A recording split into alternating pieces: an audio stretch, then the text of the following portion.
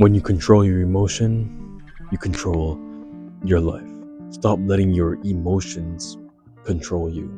I feel like a lot of the times we'll put ourselves in positions that we shouldn't be in because we're not in control of our emotions. We have no control over ourselves and we just react to things. Instead of taking time to logically think about it, we just react to whatever is happening in our lives. Something goes wrong at work, or boss says something that we may not like and we're having a bad day, we lash out and we're snappy with our boss. We say something that we don't mean because we're letting our emotions take control of us. Something that should have just been avoided wasn't, because you're not in control of your emotions. So now there's tensions between your boss. You don't know what's going to happen with your job and your career, or in your relationships or friendships. There's an argument and you blow up. You can't control your emotion, and when somebody gets upset at you, somebody catches you doing something bad, something wrong, you blow up at them. And when you should be controlling yourself, controlling who you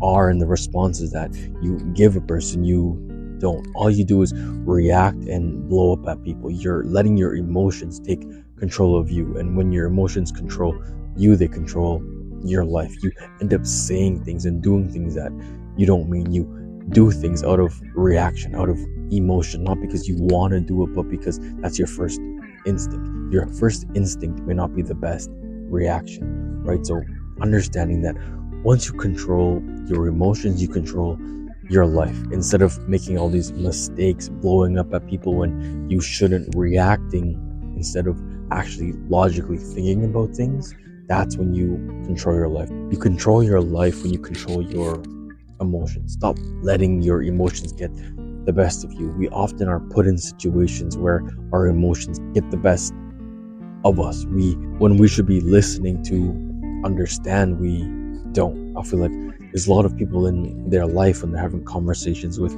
people, there's actually no conversation that's happening, because the conversation is somebody talking to you listening to them, understanding what they're saying and responding, right? But a lot of us will listen just to say things, listen to respond instead of listening to understand. A lot of us need to understand what the other person is saying in order to have that real mature conversation. A lot of people, when they hear somebody say something, they know exactly what they're going to say no matter what the person has to say.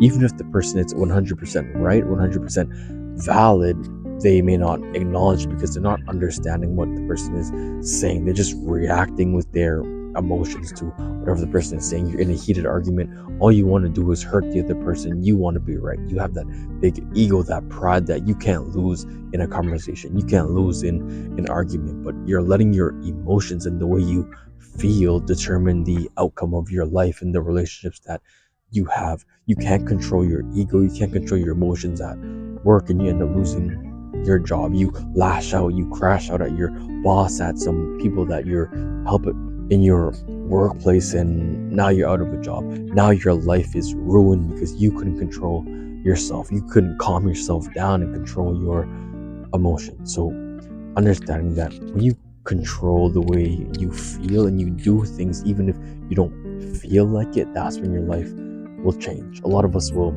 set goals and we'll tell ourselves, yeah, I'm gonna do this with my life. I'm gonna start this business. I'm gonna get fit. I'm gonna get into shape. But that's when we have that motivation. We feel good. But on the days that we feel bad, when we're hungry, when we're tired, when all we want to do is go home and sleep, that emotion of discouragement, sadness, whatever it may be, if you let those emotions control you, then you let that control your life. So once you're able to overcome that emotion, control yourself and not letting your emotions control you, that's when your life will change. You'll show up on days where you don't want to, where the last thing you want to do is show up. You do, because you stop acting off emotion. You stop acting on the way that you feel. So learn how to control your emotions actively and intentionally. Go through the process of journaling, writing down, hey, why did I feel this way in my life?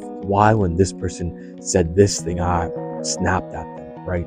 So looking back and understanding why you are the way that you are, writing down, hey, this is something that makes me upset. When somebody does this, that's when I crash out at somebody.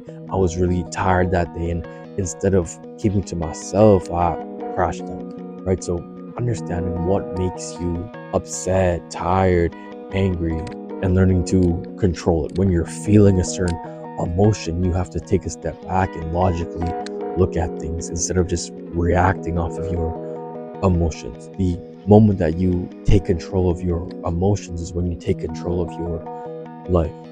Stop letting your emotions control you.